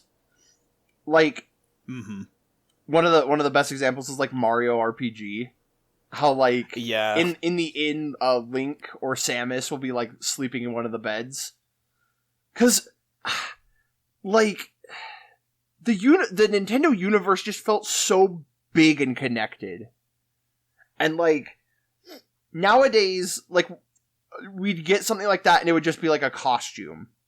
Yeah. Or, like, a sticker or some like, side thing where it's not actually them. And I'm like, man, like, this is so cool that, like, Samus freaking Aran can just be here. And honestly, it even makes sense in the canon. Because, like, they're both space travelers. And, like, who's to say that a Metroid couldn't make its way to Popstar and hide out there, and Samus Aran would be sent to Popstar to destroy the Metroids there. Right. I will say recently we've been specifically getting remakes of Nintendo games that have been in that era when they were more loose with the rules, things like Link's Awakening, Yes. Mario RPG. So we've been seeing little glimmers of like that side of Nintendo coming back, and I certainly hope we get more of them just like referencing other games with reckless abandon. But it wasn't just this level. Like, there were a lot of fun levels in this world. There was the one because you had to bring Nago to, I believe their name is Shiro, is the white cat. Yes, Shiro the cat. This level was great. Yeah, well, because right off the bat, do you remember, like, we saw the white cat, and I was like, is that the cat from Sailor Moon? Right. Oh, man. Like, that was just funny to me. Mm-hmm. And that's the thing, too. Like, there's a lot of these levels where it's like, bring this specific animal friend to the end of the level to get that. But I liked this particular one with Shiro because it was just a series of, like, fun platforming challenges. And you just go, like, room to room and are presented with, like, new obstacles and stuff. And also the fact that, like, Nago is nowhere in the level, so you get him from a different level and bring him all the way to the end. Not only that, but, I like doing that. The last two levels of this world were just, like, fun gauntlets to get through. Oh, yeah, the mini-boss gauntlet with the angel. Yes, where you have to, like, get all of the feathers by collecting the mini-boss's power. Yeah, that was a good one, because that was very much the same thing as Kirby's Adventure / Nightmare in Dreamland. With that one's boss tower, how it was you take the power from the mini boss you just defeat to, like, solve a puzzle in the area. It's weird how, like, at times this game will call back to the Sakurai Kirby games, even. And it just felt like a good test of everything that we'd learned up to that point. And we get to cap it all off with our DDD fight for the game. What did you say? He got DDD-stroyed. DDD-nied. This poor guy. If Ku got nerfed from Dreamland 2 to here, DDD got super nerfed. Because this DDD fight is significantly easier than the previous ones. Well, especially because I had Choo Choo and the electric power, the spark power. That's right. Because if you remember, we were making the joke of just going pew! Like every time I shoot the laser. And then the thing was, the laser would bounce back off the walls. Yeah. And so, like, doing that, and I think, did you have burning, or what did you have? I had cutter. You had cutter, and so, like, we bullied DDD. It's true. Like, we were so mean to him. We absolutely destroyed him. Yeah, and that's the thing, like, this DDD fight is a bit on the easier side, but it is a very fun DDD fight still. When I think about, like, some of the harder DDD fights, like the hard mode DDD from Dreamland 1. Yep. And just how much of a nightmare that is, I'm kind of like, yeah, I'll take an easier DDD fight. And it's weird for me, because again, I was, like, reverse nostalgic for this fight because it's in Kirby 64. Right. His attack patterns in Kirby 64 were based on the ones from this fight. And, like, you know, because, you know, one of my first experiences was Kirby 64, I kind of took for granted a little bit how kind of terrifying some of his attacks are. Like, the way his, like, stomach opens up into a mouth and tries to eat you. Like, yep. That is nightmare fuel. That is... The poor guy needs to stop getting possessed. Yes. They literally, in the most recent Kirby game, they made an extremely self-aware joke about how often it happens to him. It's so ridiculous. Oh my goodness. But yeah, and so that netted us the bad ending. Right. I do like how, just like Dreamland 2, the bad ending credits just shows you all the enemies in the game, whereas the true ending gets you like the staff that worked on the game. Yeah, and so we had to go back and clean up some of the levels. Which was fun, like going back and being like, okay, how do we do this? And then I distinctly remember, was it you or was it me? One of us is like, we finished everything, and that was where we discovered like, oh, you have to beat the bosses again in order to like clear out the dark matter there. And then you were like, all right, let's go kill Dedede again. And then we bullied him even harder the second time. That second time we did the fight, it was it even like a minute? It was a massacre. It was just a one-sided demolishing. We beat the possession out of him. We didn't just exorcise the demon, we beat the devil out of him. Yes. And it was fun. Mm-hmm. And with that, having got all the collectibles and rematching all the bosses to clear the areas, we got our secret final boss. Yes. Dude, Zero, first it's Dark Matter and then Zero. Yep, we go to the Hyper Zone, and Gooey is able to get his little, like, dark matter transformation. Which is so cool that Gooey is a piece of dark matter. But, like... It's super cool. But he's, like, a genuinely good guy. He's, like, not malicious. He's just kind of a dopey friend. I'm gonna be real with you. 3 fights in a row was rough. Yeah. But, like, I absolutely love doing it together with you. Yeah, this one, like... And again, because of the weird order that we experience these games, the first time we experienced one of these, like, shoot-'em-up sections co-op was Return to Dreamland. Yeah. Oh, man. But, like, it's... These parts of the game are even more fun when you're doing it with more than one person.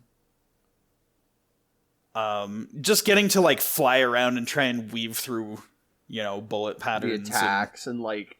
Well, and that, was that where, like, you realized, like, wait a minute, you focus on staying alive, because if I die, I can just come back. Right. And, like, we were strategizing, and it was so crazy, because Zero kept throwing stuff at us. Mm-hmm. But it was more of, like I was saying, that tactical approach to playing the game. We were realizing, like, if you focus on dodging, I can focus on outputting damage without being worried about, you know, burning through our lives. Mm-hmm. Oh, it was cool. And it's, for like, Super Nintendo stuff, like, obviously the background is just very simple. It's mostly just shapes flying around. But it's done in a way that it makes it feel, like, very hectic and very intense. Yeah, like, it was really cool. And then, of course, there's the moment. The big moment during the Zero fight. The eyeball segment, which just... You're just, like, shooting like he's just this big white ball. And I love how huge he is on the screen. Like, they make you fight Dark Matter first, who's like, yeah, this thing's pretty big. And then you see Zero, and he's just huge. Huge and intimidating, but he can still move around and avoid hits and stuff, and, like... Yep. And then, like, he moves into the background, and, like, he has an attack where, like, the blood comes out of the eye and, like, comes after you. Like, little slits open up and they shoot blood at you. Like, it's... That is such a cool attack. It is one of the most metal things in a freaking Kirby game. That is, while I mostly love what they did with Zero 2, that is one of the attacks that I wish they had brought over. Yeah. Was just those little, like, slits opening up and the blood, like, shooting out. Uh-huh. But yeah, super cool. And then once you get past phase 1, because it's a marathon of 3 fights in a row, than the eyeball just like busting out of Zero's body. Because like you look at it, it's just the little red thing with like the white. It kind of makes you think that the whole thing is an eyeball.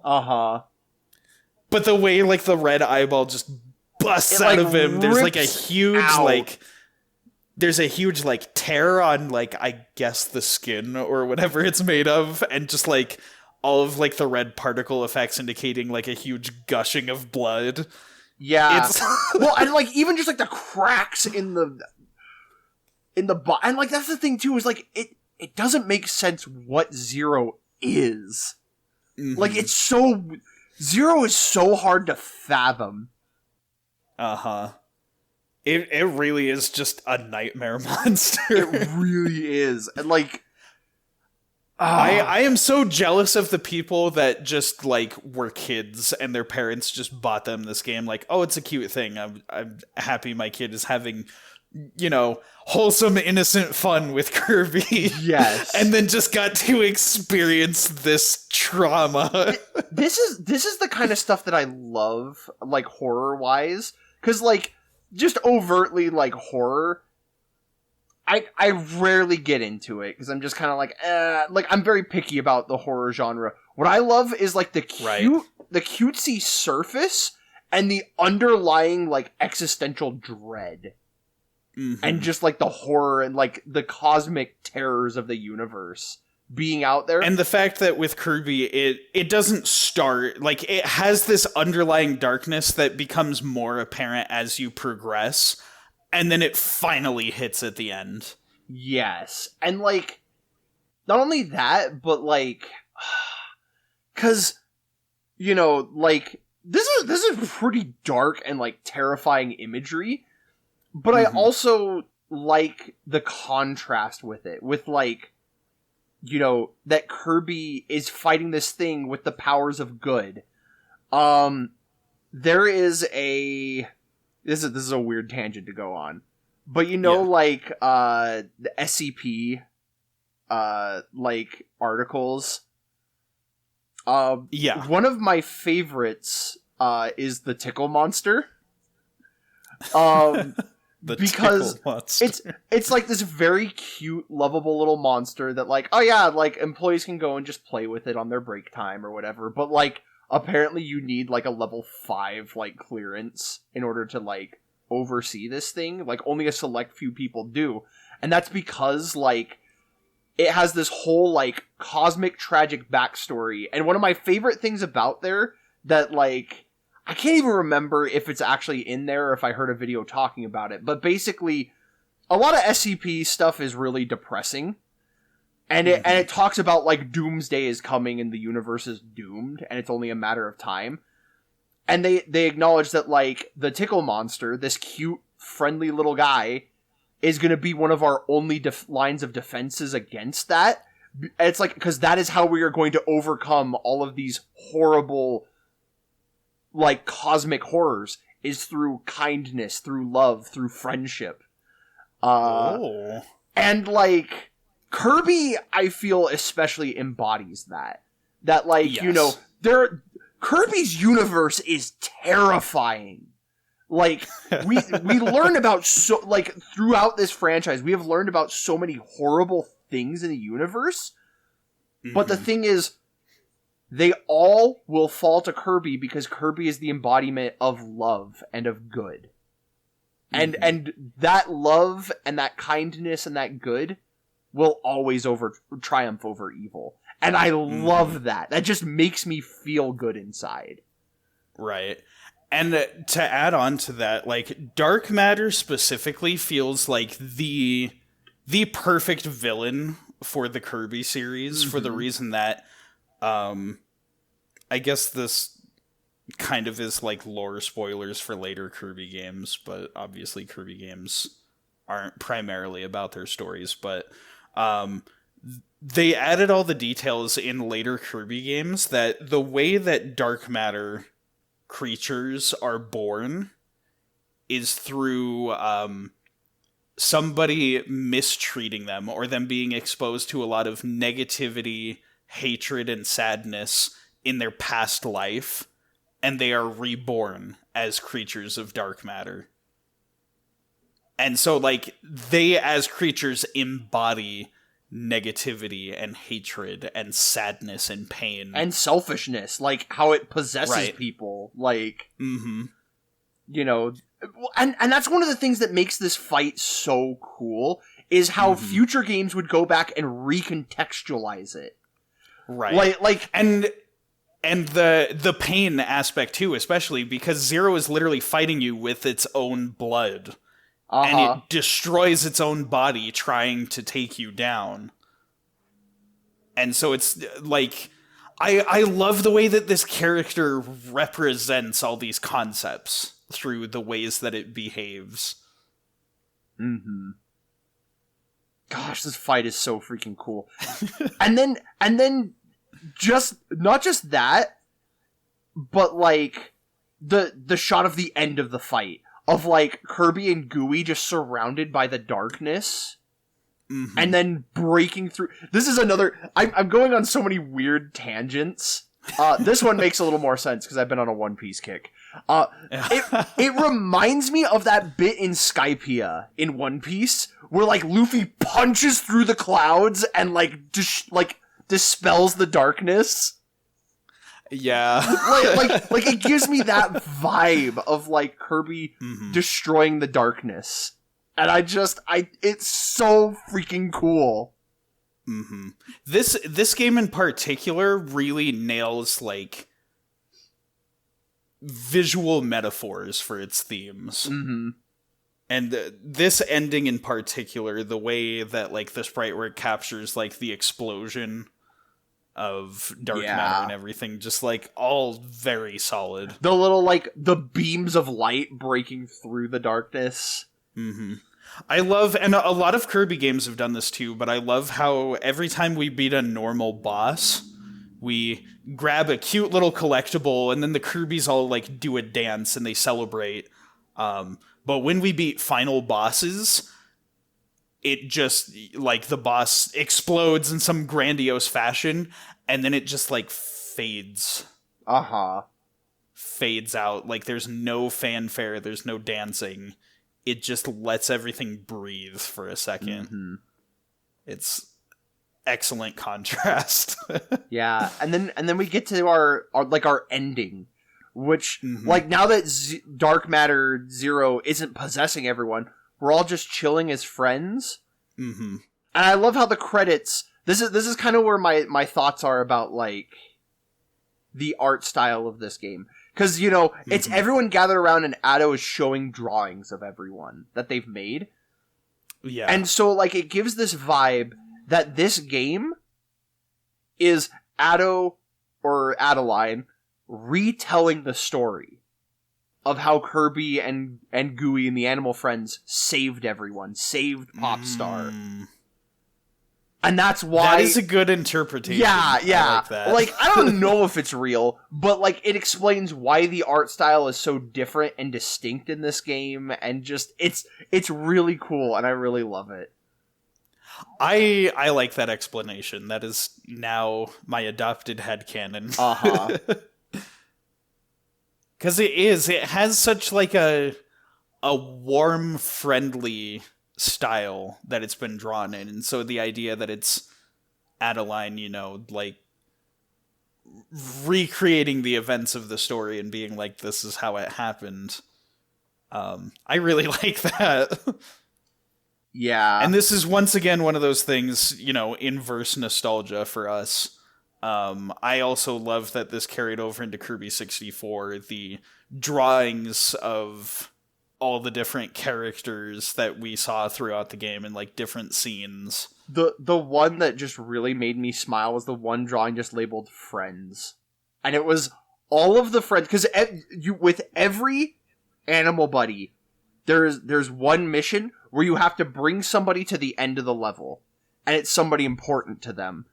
You know, like for Kine, it was his wife. For Pitch, it was his mom. You know, like, for Nago, it was Shiro.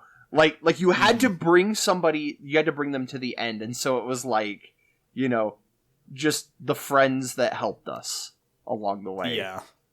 The friends we made along the way. That was the treasure. Exactly. But, like, again, this game is a lot more upfront about what it wants its themes to be, and it expresses those themes through the gameplay. Like, it literally is about helping people, making friends, and making the world a better place in a way that's super cool. And that helping others and being friends is the thing that will ultimately defeat the evils and the darkness in the world. Mm-hmm. It's so good! It's great. Oh, man. Well, that was us covering the basis of the games. Now it's time for the namesake of our show, where we trade our favorite parts about the game. First and foremost, I gotta ask you, who is your favorite of the friend characters? Ah, boy. So, I think it was pretty obvious in our playthrough, but it's definitely Choo Choo. Like, she was so cute and fun, and all of her power combos were amazing. Like, none of them sucked. They were all fun to use. At most, maybe the fire one was a little tricky to use. Because it's not easy to fight with the fire one, but it's still very useful. Yeah, but like all of these genuinely, like, I could find a use for it. What about yourself? Who is your favorite friend? Well, if you remember where we left off in Dreamland 2, my favorite there was Ku. One, because of his amazing theme song, and two, because he's extremely overpowered. He has neither of those things going for him in this game. They nerfed him, and they don't have the theme song, so he doesn't have that to hold above everyone else. So, unfortunately, he needs to step down for this one. I still like him very much, especially his design. Oh, yeah. I love them all. I should mention I love them all. Right, me too. But the one that just hit me out of nowhere in this game is Nago. Yeah, Nago was a close I love second. him so much. He's so cute, and he's so useful with the triple jump, and just the way that his abilities work are a lot of fun to play with. Mm-hmm. And I love how, like, most of, like, the other animal friends get, like, sad when you pick a different one. He just gets pissed. Yup. Which is funny. It is in true cat fashion wanting to be in the spotlight. Yep. Oh, man. Well, let me turn this back, because now it's my turn to ask. What was your favorite ability combo? So this is combining a buddy with an ability. A copy ability. For me, and I think it would make sense that I like Nago the best. Specifically, I liked Nago plus fire. Ah, yeah. That one was just really useful. It's a projectile where it shoots out a pillar of flame that, like, travels along the ground. I found that one to be extremely useful in a lot of situations. Yeah, we used that one a lot. It was any time where you didn't need an animal friend and I could have whatever I wanted. That was the combination I wanted. Uh-huh. What was your favorite ability combo? So, before I tell you what it is, I want to give a special... Because this one was my favorite, and then I thought about it. Oh, okay. And it changed, like, last minute. Very good. Because I was going to say it was Choo Choo and Spark. Yes. Because that one was so much fun, and it was so silly, and I liked it. But, if I'm being genuine, I think my favorite ability to use was Nago and Cutter. Nago and oh, the flash kick. The flash kick was so much fun. It was such a, like... Because, you know, there are a lot of abilities that have, like, weird angles to them. Mm-hmm. But this one was, like, super helpful, because it would go diagonal and up. So, like, pretty much anything coming towards you, it would still be useful for. Right. And, like, I don't know, it was really weird and fun, and I just loved it. Yeah, I can see that one. I found that too many times there would be stuff on the ground that was kind of hard to hit, but in a co-op setting where you've got GUI to cover the stuff on the ground while Nago is attacking the sky, yeah, I can agree with that. That's a good one. Yep. Honorable mention goes to Nago and Ice. Oh, that one was fun too. It's not very useful because the hitbox is kind of like bad. Makes it not worth using. But it's just so cute. The way Nago's all curled up over Kirby and you're just like, near. I like that one. Helicopter, helicopter. Oh, man. All right, time to move on to our next one. Let me ask you, what is your favorite level from the game? To the surprise of absolutely no one, it was the Freeze the Metroids level. That was so cool. Like, I love that I'm a Metroid fan now, and so getting to just do that in a Kirby game was amazing. You know, and for all the reasons I listed about, like, how big it made Nintendo's universe feel and like interconnected. I loved it. That was a well thought out mission and it was great and I loved it. And the thing that also helps it is just the fact that again, like, this is not a first party Nintendo studio. This is HAL, who and like all the other reference characters in the game are not owned by HAL. These are just, like, other studios' characters that they were just, you know, like, showing a sign of friendship to all these different companies. Like, hey, we like your game, so we put your character in our game. Ah, man. But what about yourself? What was your favorite level? So for me, you might have heard me get a little bit excited about this one while we were talking about it. But definitely, given the fact that I like Nago, and that my favorite ability combo is Nago and Fire, and this is a level where I was able to utilize that, I really liked 5-4, where you bring Nago to Shiro. Because again, it's just fun to have a bunch of these like silly little challenges while you're going through.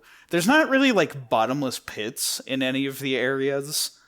And there's nothing like too frustrating about the design. Yup. Everything's just kind of a good, fun challenge. Maybe that one room where there's like the disappearing platforms and the little spike guy is under the bridge. Oh, yeah, that one. That was a tricky room. But again, it was nothing we couldn't handle. And so it's just fun going through the level with a character that I like, with an ability that's fun to use. And Shiro is just so dang cute. Uh-huh. I like cats. Yes. Cats are cute. Send tweet. All right. Now it's my turn to ask. What was your favorite boss? My favorite boss. Again, there's always some like sketchiness on whether or not we count Final Boss as being included in this. Because it's where the spectacle is, but it's where like the big money is. But I think maybe even counting the final boss, my favorite fight was Addo. Heck yeah, me too.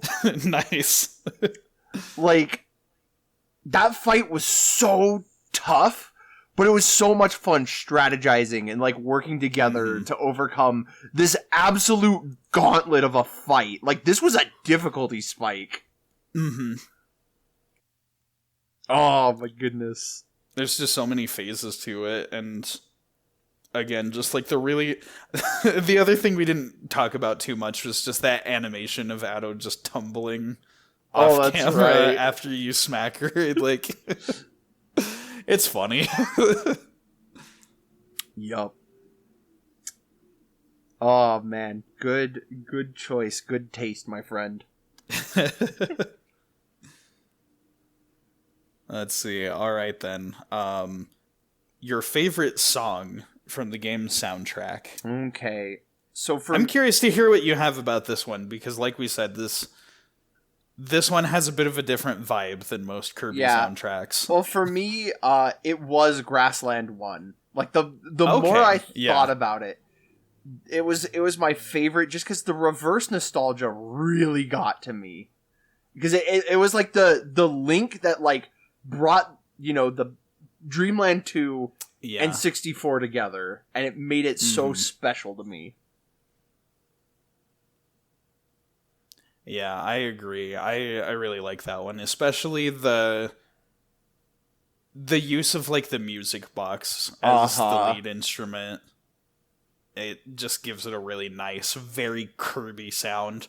And also it's not greens. Yes. It's like a new main grassland theme for the game that like still fits the spirit of Kirby without just being greens again.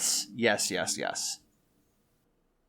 For me, or do you have any other tracks you want to talk about? Because I do have some honorable mentions as well. I'll let you go. Okay, so there was two songs that I was initially deciding between that I both want to give an honorable mention. One of those is Sand Canyon 3. Just because it's just such a pretty song. That was one, like, you heard me say that a couple of times just while we were playing. And of course, the arrangement from the Kirby 25th Anniversary Orchestra. That version of it sounds so beautiful. That's one of my favorites. Also an honorable mention for very different reasons. I love the Iceberg theme. That one is intense, and it's got a very Earthbound feel to it. Yeah. It's the bass is just going nuts. There's like the sirens blaring. And it's just really good for like a last level. And they throw that one at you during that like auto scroller where you got to climb the tower. And so it's just perfectly like intense. And then go figure, like, as much as I love both of those songs, while I was preparing my notes and listening to the soundtrack, one song just kind of hit me out of nowhere and then took over as my favorite, and that's Ripplefield 2. This is another one that just sounds really pretty. Yeah. It has a very serene feel of just, like, floating around in water and having fun, but then, like, the bass kind of gets going and brings some energy to it, as well as just the section where there's like the trumpets and the string instruments that come in. It all just like gives me this really like feel good sensation. Yep. And to my surprise, Ripplefield is one of those tracks that has been remixed in other Kirby games, but has not come back often.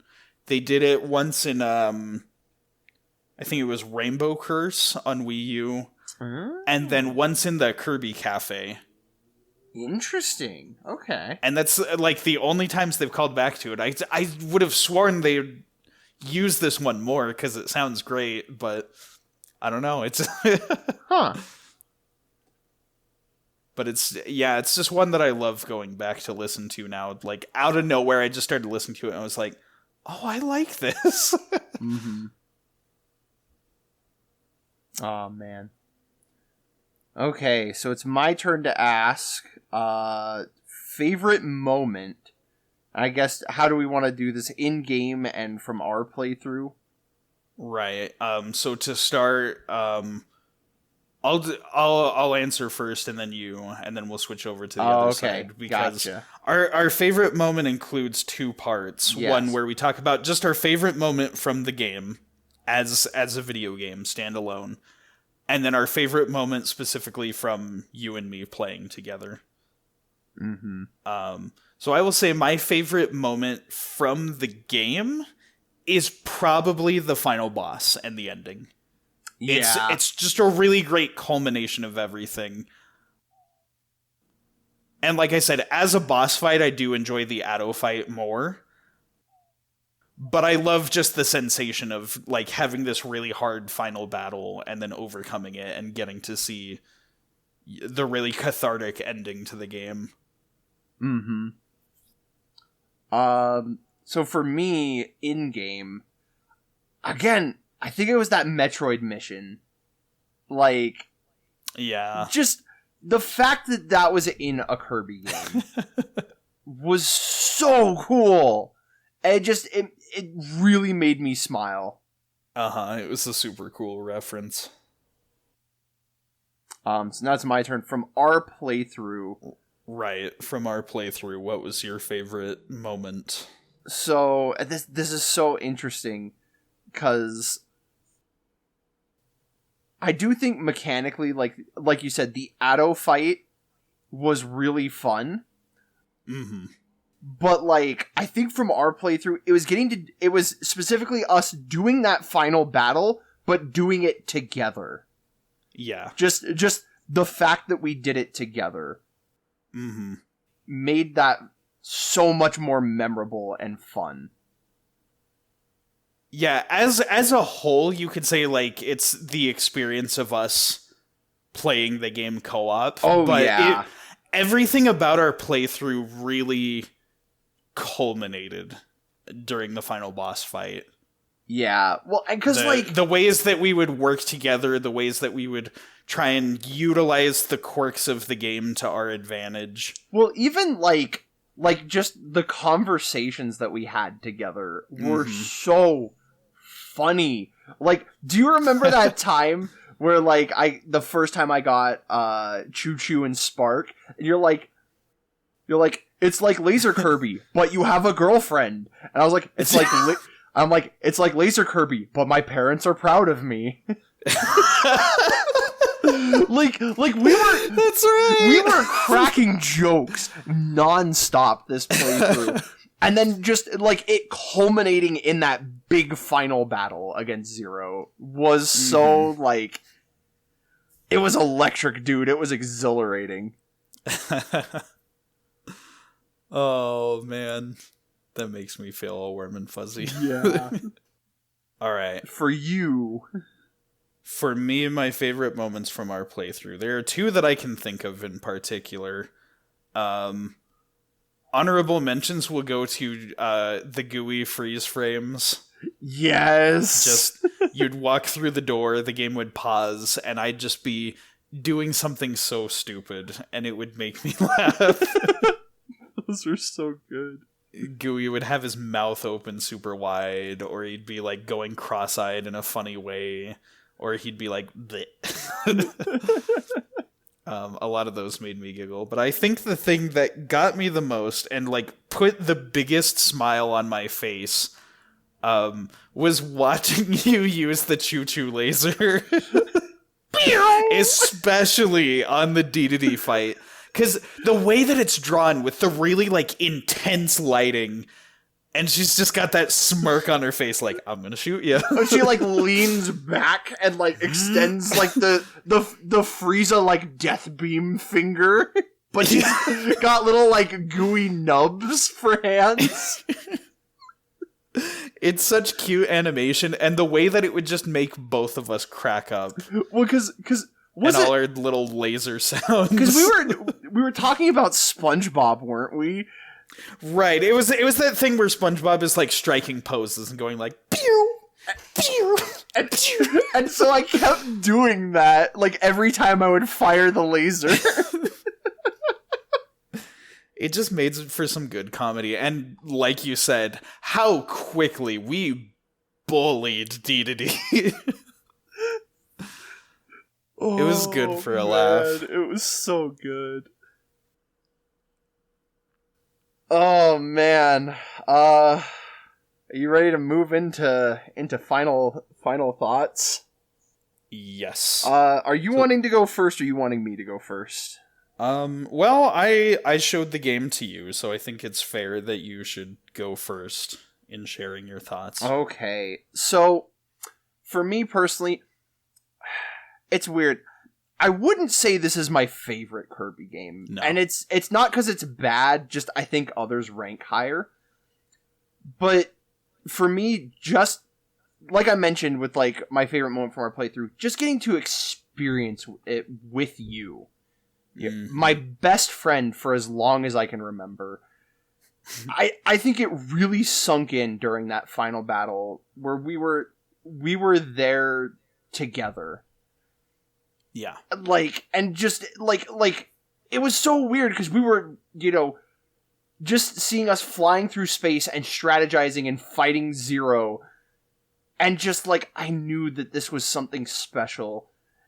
And now this game is gonna have a special place in my heart, you know, because it was just another chapter, you know, in our adventures together, and our bonds of friendship. And you know, I'm so grateful that you chose to share this adventure with me, because we could have done it where you just showed it to me, but I think it made the experience better that we did it together. Because, you know, I'm trying to, like, find the words to put into it, and all I can think of is just that, like, we did this together, you know, and maybe we could have done it on our own, but it was much more fun and meaningful that we were there helping each other. Yeah. So thank you for sharing this game with me. You're welcome. I will say, I am inclined to agree. I do not think that this stands out as, like, the best Kirby game in the series. There are definitely a lot of other games that do things more so that I enjoy. And as I kind of said in the beginning about the gameplay, I learned to like the tactical aspect of going through a clunky game, but other Kirby games are just not clunky and they're fun to play. So, like, so this game isn't my favorite, and it's okay that it's not my favorite because it's a different experience. And like you said, the co-op is what made it a fun experience.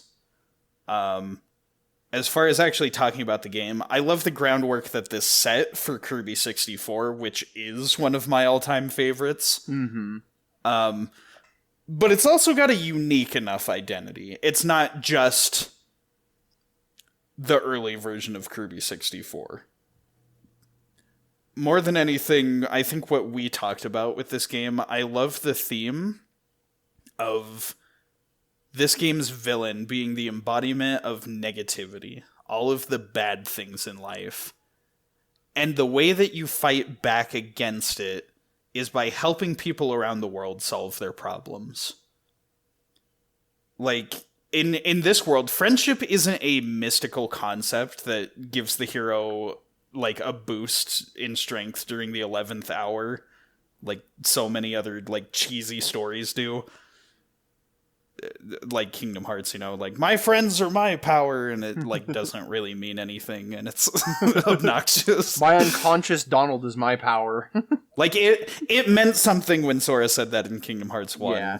and then they kept reusing the line and messing with the meaning of it, but anyway, like, that's not the case in this game. You make the world a better place by literally taking the time to build a happier world for everyone in it, which I really love. And I also want to say, I know that Bandana D is the new, like, Player 2 character that the Kirby series is trying to push forward.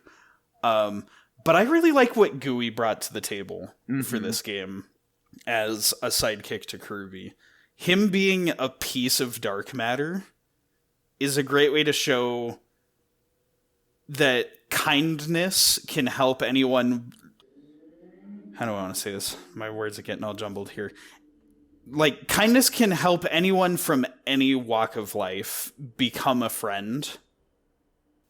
And that also lines up with the game's theme. And it gives him a valid reason to fight alongside Kirby.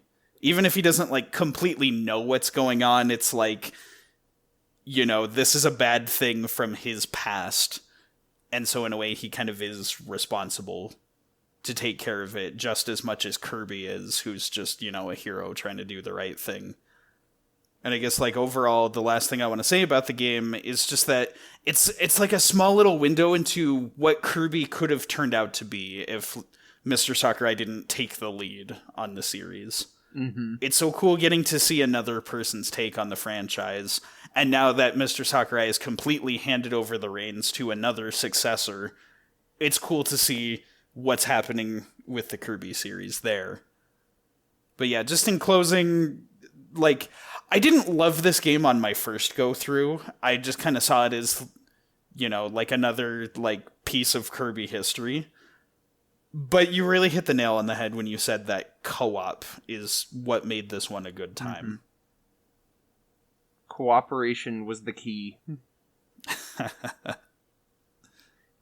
It's all about friendship. Well, now I think that was a pretty good discussion there. Amen, brother. That was good. You hit it on the head.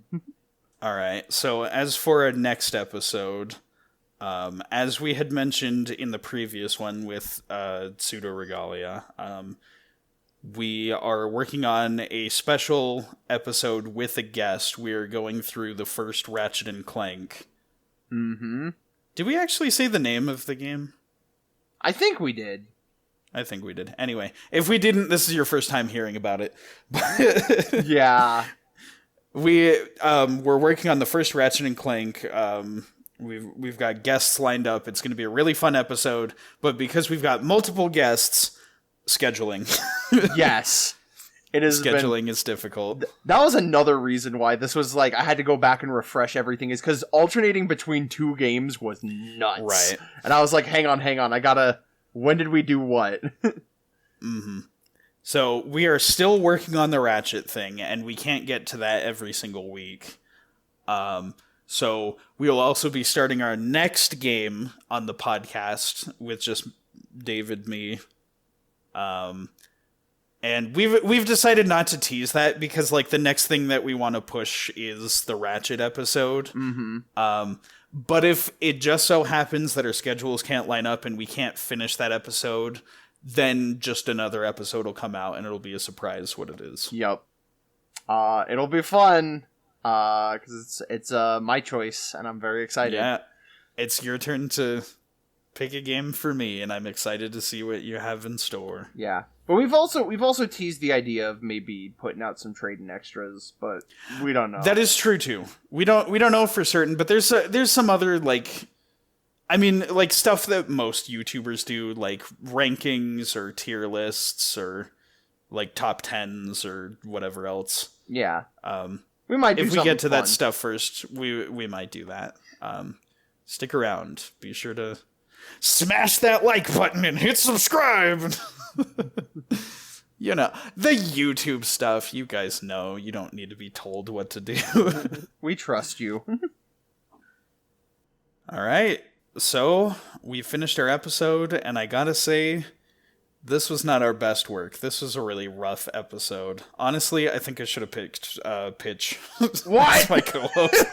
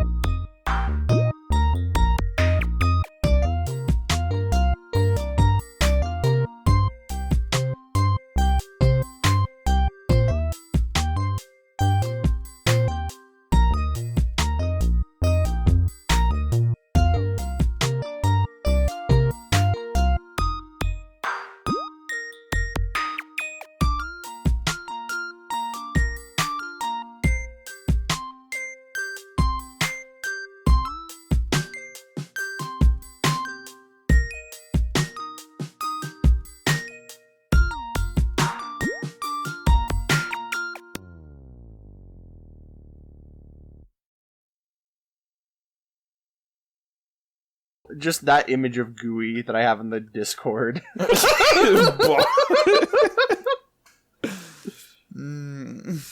The pizza, He-Man! Eat it! Eat the pizza! Did I mention that before this I ate like 6 pieces of pizza? Yes, you did. I am You're gonna suffer. very full today. I don't know how Kirby does it. Because he has infinite power and instantly absorbs the things he eats. Infinite stomach. Infinite stomach glitch. It's the Palpatine lightning meme. Infinite stomach. Unlimited power. You keep making all these sound effects. I keep looking at that image of Gooey. Unlimited power. You're gonna make me have to download this and put it in the podcast. Oh no, what a tragedy. Oh my goodness. The pizza's coming back. No! We already did Pizza Tower. It's pizza time. I forgot. The game we did before this was Pseudo Regalia, wasn't it? Yes. Gosh, it feels like it's been forever because we've had... It does. There's been so much going on, dude. I was like, what did we do last time? Danganronpa? No, we did Pizza Tower. No, but that was my game. What did David do? Pseudo Regalia, baby. Excellent. This is why we shouldn't have 2 games going at the same time. It makes things complicated to remember. This is why we should have 4 games going at the same time. I apologize for you having to edit that. It'll give me a clear indication if the volume limiter is working. It might be, I don't know. I don't know how to technology. That's why I do it. Yep. I give you the... Because I only sort of know how to technology. Together we sort of make a coherent video. I mean, if you've seen the content of other people's podcasts out there, we're doing fine. Oh, shots fired. I've embraced it. I've embraced the cringe. I've embraced my inner Tenko Chabashira. Yeah. Oh no, I forgot to protect women today. That's right, I forgot I sent you that. Okay. Well, that's enough. You're recording? That's enough content for I'm bloopers. recording? Yep, we're recording. That's arguably too much content for bloopers. Yeah, I've got our opener. Oh boy. I wonder if this will be the day where you start with a joke and I just straight up veto it and we have to make up a new one on the fly. Yeah, it could happen. I mean, that happened. Putting that gooey face DMs, there must have... I think that was like the worst decision I've ever made because I keep looking at it. Oh. Oh, okay. It's like that scene from Cloudy with a Chance of Meatballs where just everyone's gasping and it's like the same camera angle every time. The slow zoom in on the face and then they like... I have blocked so much of that movie out from my memory and now it's all rushing back in this instant. I saw a meme involving that particular one. That's why I remembered it. Gotcha. Also, I'm going to put this pen over here so that I quit fidgeting with it. But a fidget toy no helps. No. Listen, if I wanted a fidget toy, I'd grab one of my son's toys and just...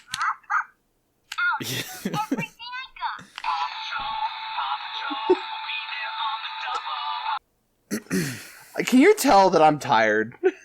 Yes, like, I knew you would be, because I've been hearing about the horrible things going on in your life. It's so funny if I go back in the future and listen to this and be like, wow, yeah, I was building a house. I sound so distracted and tired all the time. It's a slow descent. Into madness. Because, like, we were so young and naive when we started. Sure.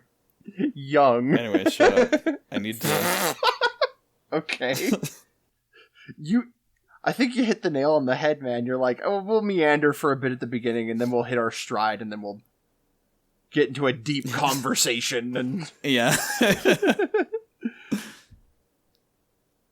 and I'm like, yep, we sure did that. That is what happens when we talk about games. It wouldn't be Tradin Faves if we didn't, because we're out of practice by the time we start recording, and then we got to think about it. How to articulate.